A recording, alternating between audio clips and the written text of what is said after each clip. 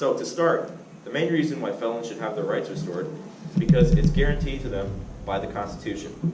If you were not aware, in the United States, people are granted what Founding Father Thomas Jefferson called certain inalienable rights. One of these rights is the right to vote. Right. In fact, the right to vote is not inalienable at all, because the government is what gives you the right to vote. Therefore, it only makes it seem that the government can take it away. If I were to give somebody a chocolate bar, well, it might be rude of me to do so for no reason. I can take that chocolate bar back. We are human beings. And us as human beings, it's natural for us to make mistakes every now and then. Some people, they make bigger mistakes than others. You know the drill. We've all made a mistake. So, due to the past actions of felons, they may not be very moral. Felons have committed crimes which calls into question their state of mind when voting. Generally, people are barred from voting for reasons of mental incompetence or irresponsibility. So to start, when it comes to the concept of doing homework, doing schoolwork at home, it is a ginormous deterrent to a student's home life and free time. So in America, when a student comes home from a dreadful 8-hour school day, it's a very common occurrence that they get a lot of homework from a teacher. Also, stress doesn't correlate to homework at all. It's more about the culture that the country has put in place. For example, our country has more stress than other countries in the world compared to countries that tend to be less poor. Like Western countries have more stress. Raise your hand if you think that the government should tell a scientist how to best run a science experiment. Now, of course, they're not hurting anyone, so let's take that out of the picture. Therefore, wouldn't it be logical to say that as long as the teacher does not abuse their students, the teacher should be able to educate however they want to, as long as they are educating them well? So, wouldn't it be fair to say that unless homework is abusive, homework should be allowed? Listen to that. Why do we have to say, oh, homework is needed? Why do we have to wake up at 5 a.m. to finish an essay or a debate and then come to school not even focusing because of how tired we were because of our homework? It's crazy. We don't even rest until the weekend when we pass out to 12. If homework is supposed to be so-called productive, why does it cause all of these issues? The answer to that question is, it causes all the issues because we let it. Why keep letting something to continue to destroy our youth when we can abolish it? Does homework really have little value in itself, so little that it should be banned? Doesn't homework help us prepare to pass in the future? And you mentioned that homework replaces a teaching opportunity. Would you be able to elaborate more on that? Not be banned. Homework was invented in 1905 by Robert Nevilis. He was disappointed in his students' performance and decided to help performance by them with homework. Showing us his students were performing very poorly in his class, so he decided to help his students with some homework, and this improved the education system and its effectiveness since 1905. So you said practice makes perfect, but is there really such thing as perfect? The true expression should be perfect practice makes perfect, because nobody's perfect.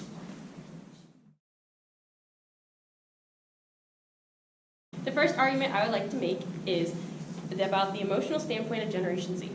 No other generation has grown up the way that we have. Let me ask you this. How many times have you woken up, turned on the news, gone on Snapchat, checked Instagram, or simply just talked to another person that there's been another mass shooting, and your first response is, another one. When is this going to stop? No other generation has encountered this experience. Customization of careers for millennials. Grew up with a connected world where they could have profile pages and customized t-shirts and individual specific things for the workplace and career paths, just like today.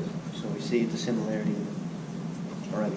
Another similarity is... So 49% of Gen Zers state that Social media is an important part of my daily life.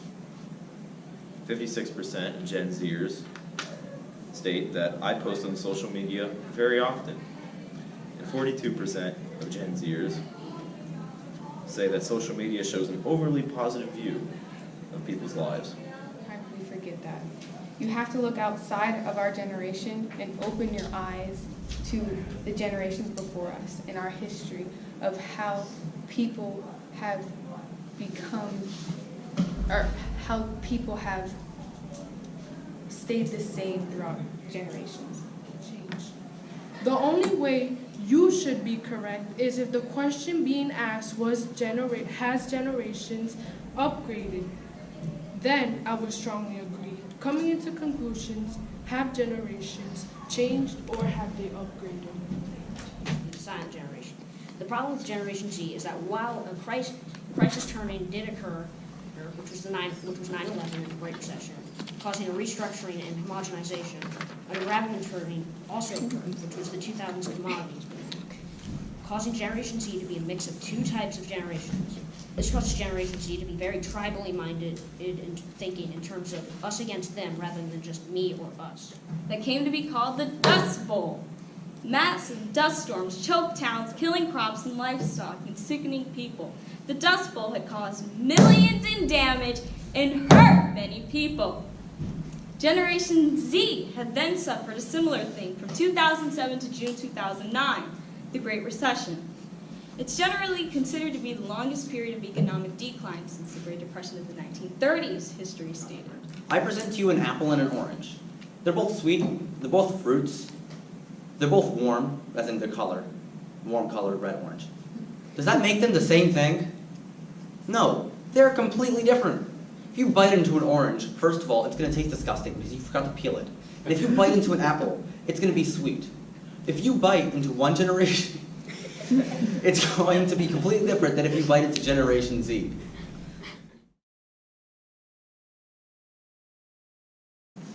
Standardized tests such as the SAT and the ACT have played a major role in our educational system for as long as we can remember. And these tests help colleges make the correct and accurate decision on who to accept.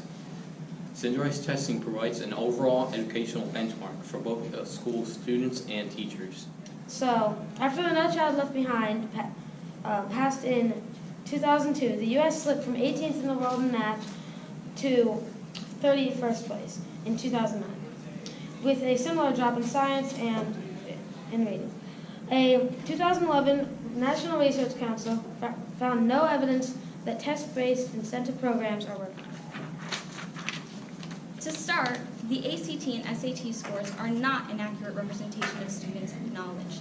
There can be numerous reasons for this, but the notable reason is the cost and simple format. ACT scores are directly related to family income. The richer students' parents are, the higher average scores. Fairtest.org stated, students with more money than others may have many more chances of getting a 30 on the ACT than some that may be in financial stress. You say it's not fair for students who struggle or for those who aren't test takers, but don't these students and these schools have access to programs to help them? Despite the limitation, standardized tests provide important information about teacher quality that can improve our flawed system for evaluating teachers. Your scoring on these tests help give out scholarships and grants. They do give it out based on how well you've performed.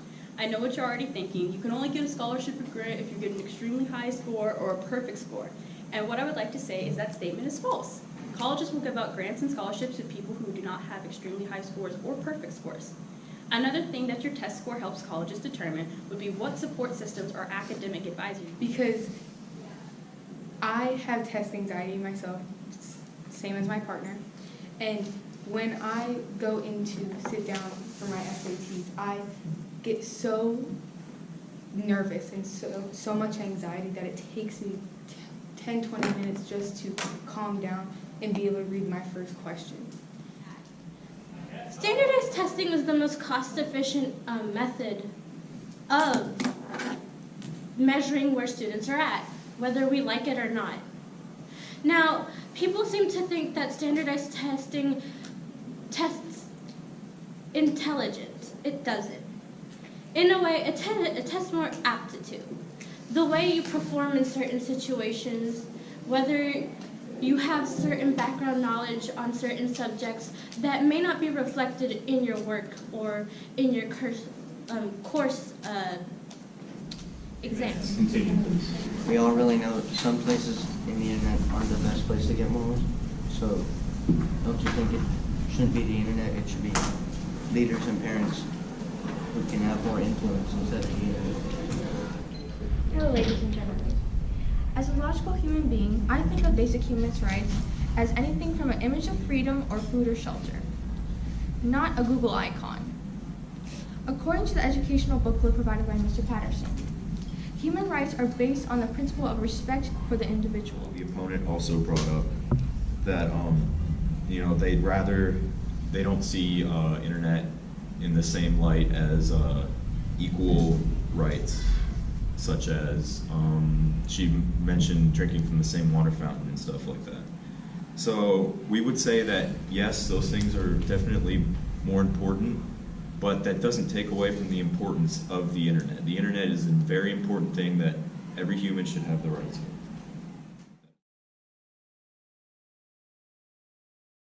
Exhibit A, extreme sensitivity in college.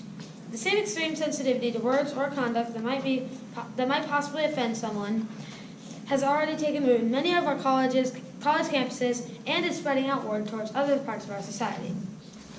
And also, political correctness promotes free speech without infringing on intelligent free speech without infringing on anyone's rights. Free speech. The website that we all know, Urban Dictionary, defines political correctness as the death of comedy. If the only way we can laugh is by insulting and defaming others, is that really comedy? Political correctness is not the death of comedy. It is the intelligence, or the evolution of intelligence. How exactly does political correctness make an intelligent conversation? And you said that, my partner said that it makes more intelligent conversation, and that was not said by Jacob in any way. And I would like to point out the difference between being polite and political correctness. One, you can do as a good human being. Two is mandatory and shows that you really don't have an opinion on the topic, but you are simply following a format such as like an essay, such as race. Why is that? We're human. And as humans, we're all different people. We all have our different ways of getting our things done. We all have our different little specific special things to us. We all get our things done in our own special way.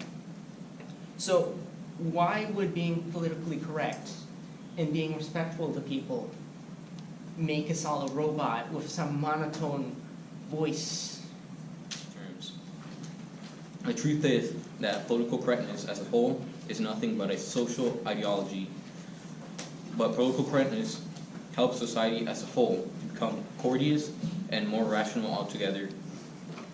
Points and arguments are thorough and effectively vocalized in a peaceful manner. Such speech allows for the refinement of arguments rather than personal insults and acts of indignity. And so, before the plot thickens any farther in this debate, I would like to point out a couple of things. First being that 80% of America is worried about political correctness impeding our freedom of speech. The second being that 82% is worried about hate speech.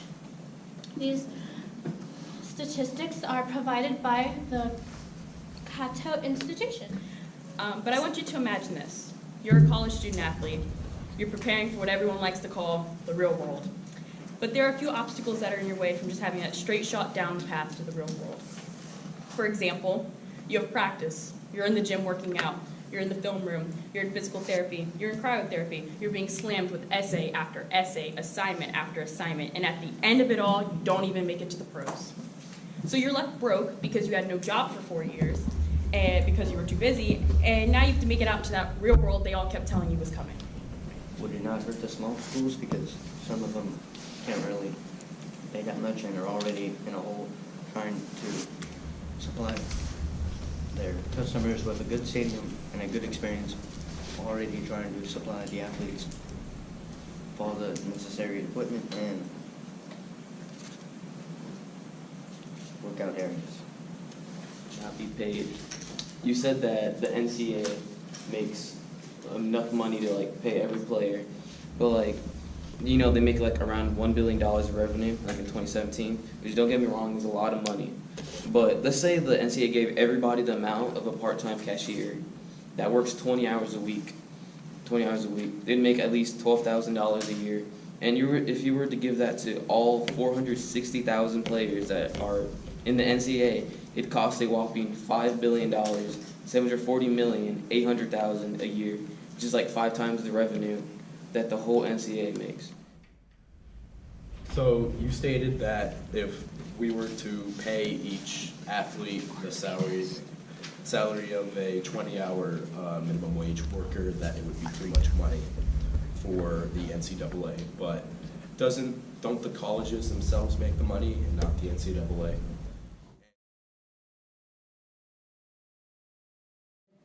Obviously, the wall is not going to stop all illegal immigration. It would only stop people from coming across the border, but it is still a problem. People coming across the border is still a problem. It is a problem we need to fix, and the border wall would stop that. People wouldn't want to cross the border if there's a giant 30-foot wall in the way.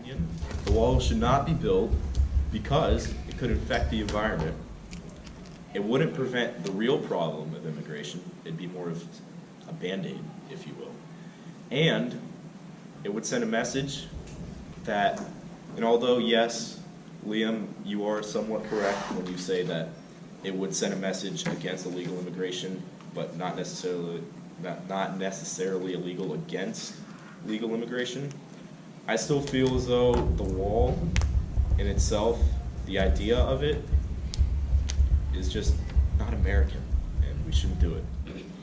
A visa overstays whenever one comes to the USA legally on a visa and then overstays it. Approximately 44% of undocumented immigrants are from visa overstays, and a wall would not stop those at all. First and foremost, the border wall will not solve the issue of the illegal immigrants already living in the U.S. According to the New York Times, there are roughly 10 million undocumented immigrants already living in the U.S.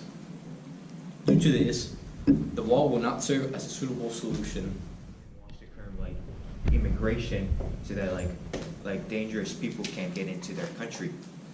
It's a genuine concern for a lot of these countries because they don't want their population being filled with criminals and gangs. And you said 44% are from visa overstays, but what are the 56% then? Like, that's more than half. Where are the other 56% coming from? Reasonable price. Uber is not only cheaper than taxis, they are also a lot safer and do not discriminate. Uber is very accessible. A passenger simply calls for a car with their phone running from the Uber app. An Uber driver answers the call by arriving at the passenger's location, who then takes the passenger to their destination. Anybody can use Uber. The only restriction is that to have an account, you have to be 18. Even though you are for taxis and that their service benefits us, would you say that taxis benefit society as a whole, as they charge 15% of what would be 25% less with an Uber? What about people in a financial crisis? In response to this, you may say you can in response to this, the more you can charge can drive people away and cause economic downfall for the service. What could you do in response to this? We are a society that is constantly evolving. So why not evolve taxis and ride sharing? Why not merge them together to create something better, something that will, answer Christina's question of economics and all of the points that she's made previously in her argument. Those are all valid points and questions, and there is no doubt, none whatsoever, that she has a point. So why not merge these two services together to make something better? To start off, I want you guys to imagine this. Imagine you're in a workplace and one of the coworkers walks up to you and clearly starts to proposition you and sexually harass you. So you go and report this to the HR like you're told to do, and they tell you that they only give them a stern talk to because they're a top performer. Well, this is what it's like in Uber. So Matt over here, he's driving his little Uber X, right? Now, he's living the American dream. College student over here, driving around his little Uber. He's like, I'm gonna get people from place to place, I'm gonna do it cheap, and I'm gonna get 20 bucks. Now, I don't think anybody's gonna sit there and tell him that he doesn't have the right to go around driving, right? Because he's using his own car, own money, own gas. I don't think there's any reason to stop him. Now, what that means is that he is offering freelance. He's using the Uber program, sure, but he is operating as his own individual. Now, let's say I'm the government, and I'm going to step right in, and I'm going to be like, sorry, no, you don't get to drive here. We're only going to have taxis. That means you have to pay $1 million for this little gold trinket that isn't really that good, and you have to buy a specific yellow cab, upkeep it, and do all that. Or you can get off the streets. Those are your options. Which are you going to take? If you don't choose either, we will be forced to use deadly force and put you in court. You can sit back. So, Tyler, I do take note that you mentioned about the emblem that taxi drivers have to work for. They have to pay quite a large fee as well for it. But although it may not be very fair, it is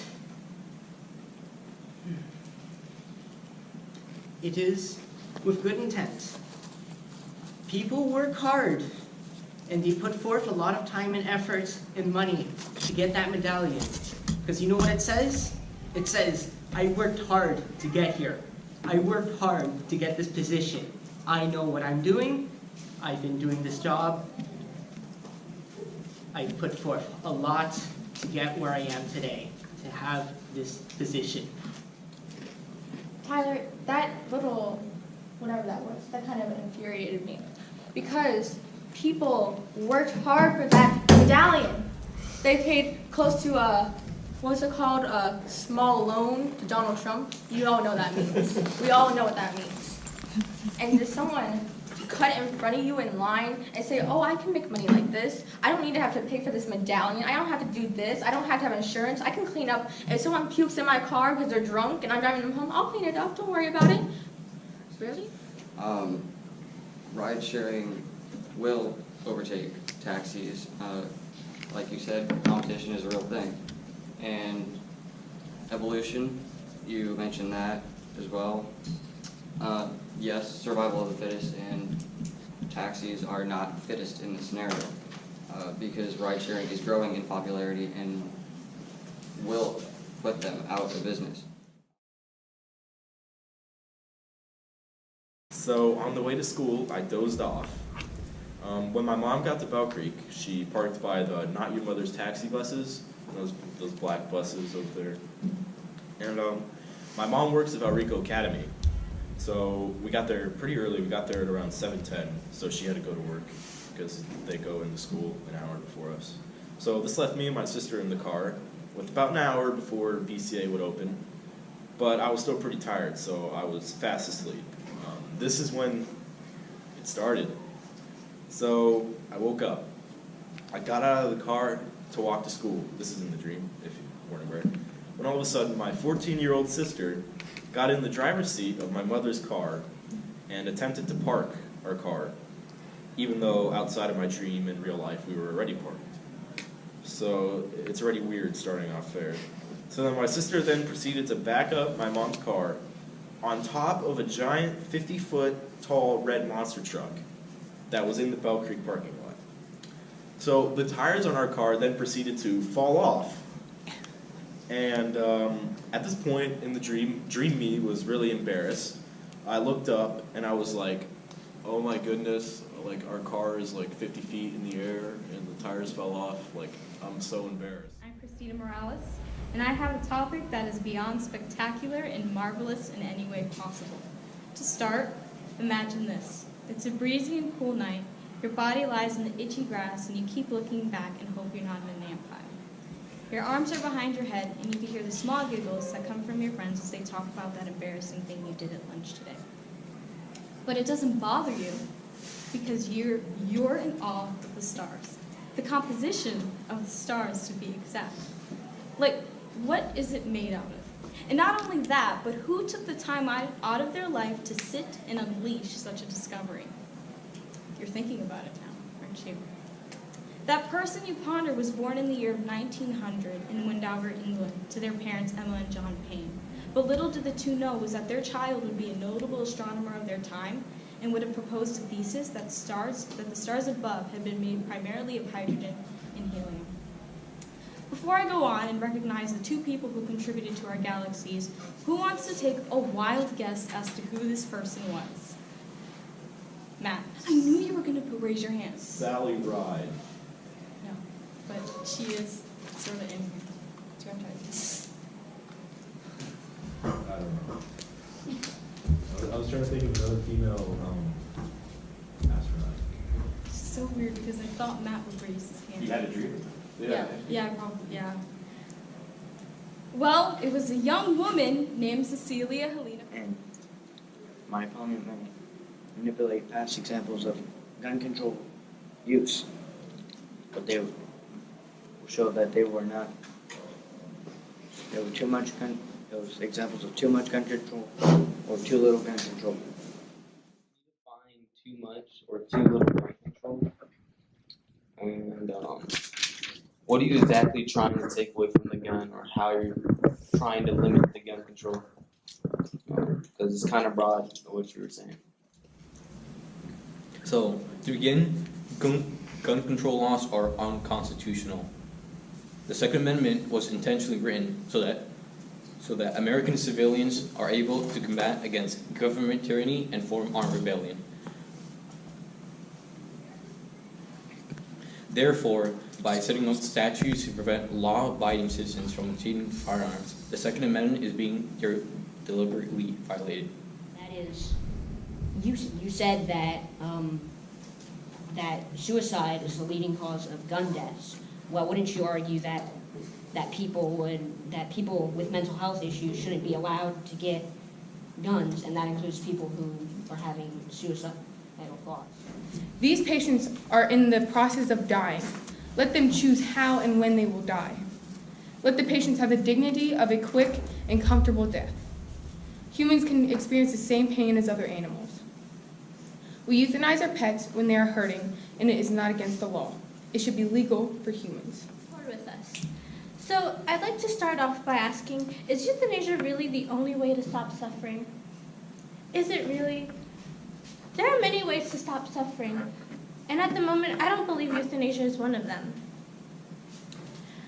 At the moment, there is no research or medical laws passed on euthanasia.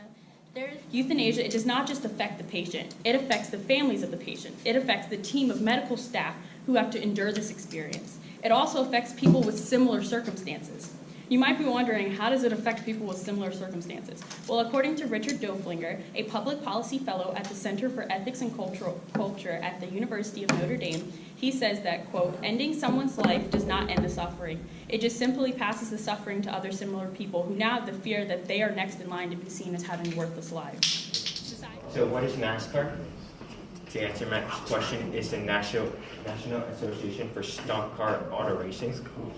It is mainly located in the United States, although you could find other versions of NASCAR around the world, although it's mainly concentrated in the United States and what we're going to be mainly focusing on.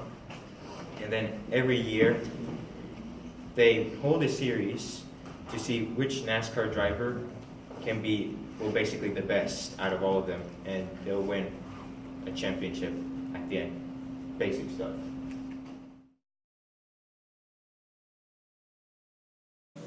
There really is no alternative to testing on a living, breathing organism.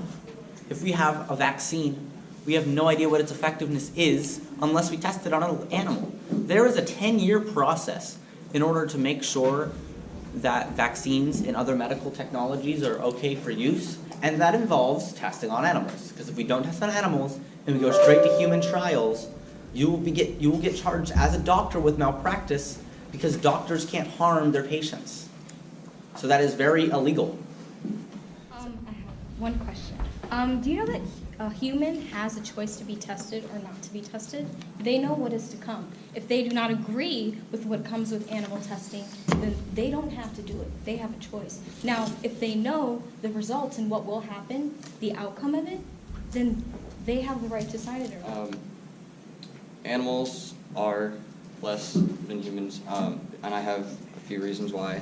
Not that we should not respect them, which we should, but we have more complex emotions. Humans have conscience, and depending on your beliefs, I don't know every single person's belief in here, but depending on your belief, humans have souls.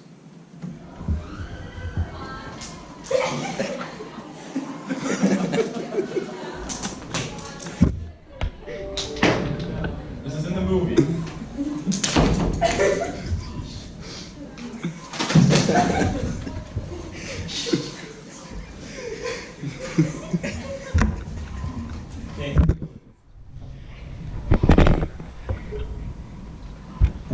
Use your hatred, Skywalker. Only your hatred can destroy me.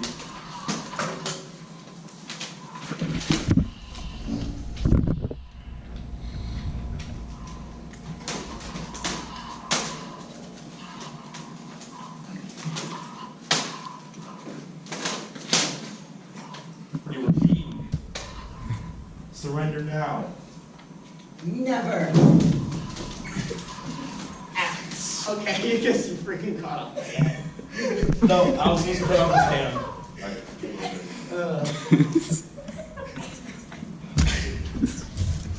This is not canon.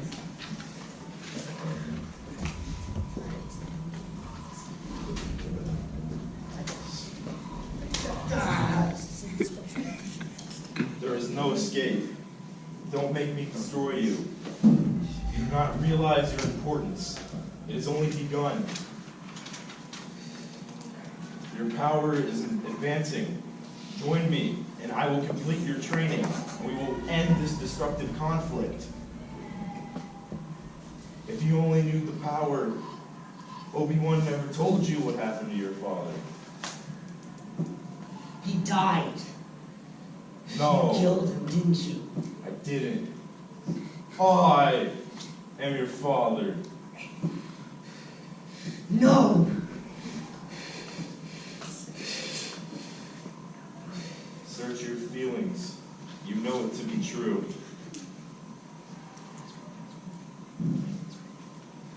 No! Different.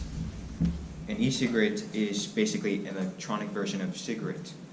And they also contain less chemicals and less nicotine than a regular cigarette. And that's why people who used to use tobacco a lot use e-cigarettes, so that they could actually help themselves quit tobacco completely. You said that it has less amounts of nicotine and that it isn't that, but the only difference between a cigarette and an e-cigarette is the tobacco smoke actually, which doesn't actually really make a difference because you talked about like tobacco smoke being really bad, but the e-cigarettes have a aerosol, which is the vapor, and those include many chemicals too. Vaping is a matter of life and death. Vaping will affect the rest of your life. E-cigarettes, mods, e-hookahs, vape pens, vapes, vaporizers, e-pipes, or electronic nicotine delivery systems. No matter what you call them, they will always have the outcome of death. Personally, I like to call them death in the form of a USB port.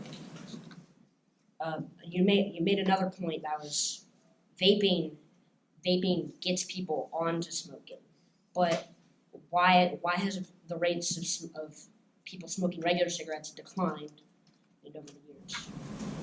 Let's start off with the facts. 80 to 86% of polio, 83 to 94% of measles, and 85% of malaria from the National Institute for Research has found that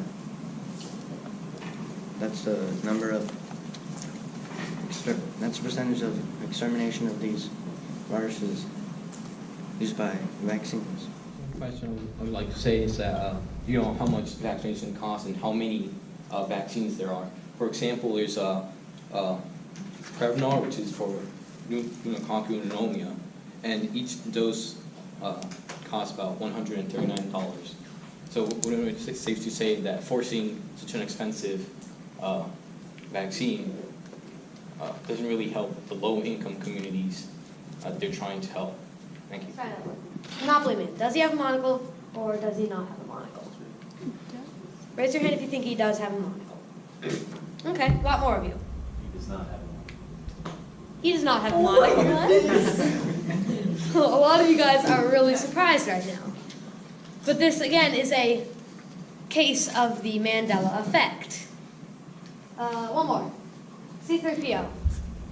Does he have a silver foot, or does he have gold foot? Is he all gold, or does he have partially silver? Raise your hand if you think he is all gold. Okay. I guess a lot of Star Wars fans in here. He isn't. He has a silver leg. I don't remember the backstory behind it, but he does. Okay, now there's two theories on what the Mandela effect is about. So, first theory is just people think, oh, I guess I just must have misremembered it. Simple mistake. Everybody does, right? Another theory is the alternate universe theory. So what do we expect from a public candidate? Well, we expect them to be good role models. We expect them to lead the nation. And we also expect them to, have a good character. And that's what really why I'm arguing for this, is because if they're a good character, we should elect them to the office, and if they're not, well, then why are we electing them? It's just not fair to represent a person of them today, of things they did in the past. This happened many times with plenty of candidates, including celebrities too, like Kevin Hart, and Trump was a big person for this type of thing. And then also going back from what he said, that they deserve the rights also, having the right to privacy. I mean, and if they've done really bad things, then why should we elect them as president or in a local election? They've done pretty bad things. But if we know a person's private life and they show that they're a good person, then we should elect them. That's just basics. So overall, we as the negative, we don't think that your rights should be infringed upon just because you're running for public office, because it's a violation of your privacy, could ruin your reputation, and people will believe that you stand for something that you no longer believe in. Thank you. So to begin, GMOs are a generally new idea. We don't know much about it. However, what we know is that they're unsafe. To begin, GMOs increase the amount of pesticides and herbicides used in crops, making it unhealthier and more toxic for humans to ingest. Right? They mentioned that the plants crossbreed, as if they get up together and actually, they're like, here, you take my allele, I'll take yours. And in that, they mentioned the negative side effects, but they never mentioned anything positive. Perhaps that crossbreeding, survival of the fittest, could be a benefit towards humanity. The majority of the foods that we eat include GMOs, based on them trying to have them survive, trying to have them stay longer on the market. So they should be more regulated now, because they're the majority and people buy them more, so they should be more regulated, since we can prove that the good ones are continuing to be used. Now, increasing the regulations of GMOs means that money comes out of our pockets. Now, they want to keep our society safe health-wise, but they aren't truly benefiting our society. They're taking money away from us, and they're using it to benefit other things. They're sort of contradicting themselves if they want to save save society, why are we taking the money? Why are we taking money that can be used for other things to benefit not only ourselves but other people? Get rid of him. And so my first point would be that it would add a sense of safeness, and it would definitely likely decrease all the form of tensions that we do have between countries and such. Since we have developed nuclear arsenals and such, there has been a lot of disputes caused, and usually when we try and negotiate with other countries, it's not out of goodwill and just trying to sort of figure out something. It's more about, hey, let's not nuke each other, please. People decide to nuke us. The nukes don't do anything. People are the fault here. People's decisions caused this to happen. This is not the nukes idea. The nuke doesn't have a brain. You had to push the button and say, I want to nuke this nation. It's not because of the nukes. Everyone's going to have a reason to fight. Before we had nukes, we had tanks, armies, everything. They're going to still fight. So, as my partner said, nukes cause great devastation no matter where they hit. Nagasaki, Hiroshima, people died from radiation there. And if we didn't have nukes, they wouldn't have died due to radiation from nuclear war. Now, as of now, there are about 10 to 15 countries that have these nuclear bombs. Not that much responsibility because there's not that much great power. If other countries have these nuclear bombs, it's not as much great power. They cancel each other out, if that makes sense. If I have $100 and everybody else has nothing, that's a lot. But if I have $100 and everybody else also has $100, it's not a lot. Same thing with nuclear bombs. If I have nuclear bombs and everybody else has nuclear bombs, it's not a lot. One of the basic reasons why people should know is it would definitely help people have some more background knowledge about the person who's running and who they are as a person, other basic information that may help them. According to the Fourth Amendment, the right of the people to be secure in their person's home, in their persons, houses, papers, and effects against unreasonable searches and seizures shall not be violated, and no warrant shall issue but upon probable cause supported by oath or affirmation, and particularly describing the place to be searched and the person or things to be seized. This means that a person has the right to privacy. We need to know how a person running for a public office acts whenever they're not all fancied up, because if we do not know, then there's no way to tell who they really are as a person, how they act, who they are, and we're just electing them based on the assumption that they're a good person. Also, he said that we see politicians as like dressed up and we don't get to see them truly. Every single one of your friends are basically at school. You don't see how they truly act at home. You're not getting the full experience of like what they are. So how do you select your friends? You select them based off what they show you at school. That's what you base your decision off of. You don't get to see them how they act at home, which is kind of similar to politicians. They're dressed up, they show you what they would like to show you. You don't need to know every single part of their life.